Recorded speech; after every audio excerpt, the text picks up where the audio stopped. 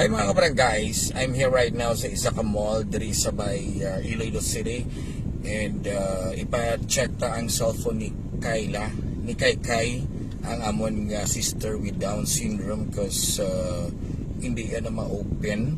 Hopefully mapa-repair pa ta. So mangita ka sa technician. Let's see guys. Let's go.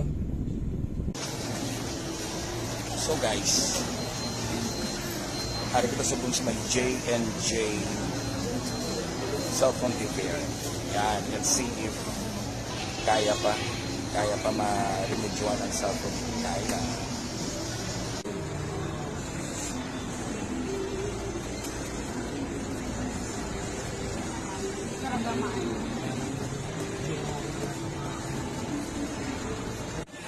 Double tap.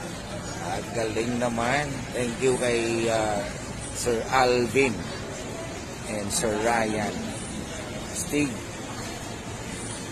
So mga kabarangays, ari ng cellphone ni Kaykay. Actually ang problema niya malanggali is battery. So okay na.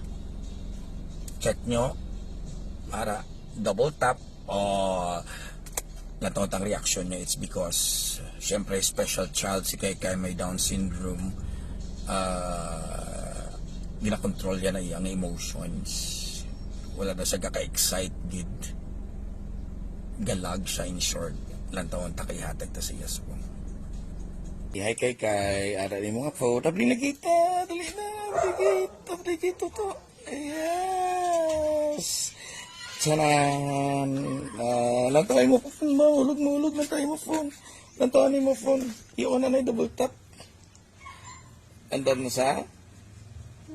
Iya, di ati. Buka ko pa lawa. Okay, nabungga pa sa ati. Sige. Okay na phone mo? Pantao, buka punta lawa. Okay, andan na sa? Ano mambal mo? Di ka ta. Iya, di Bye-bye.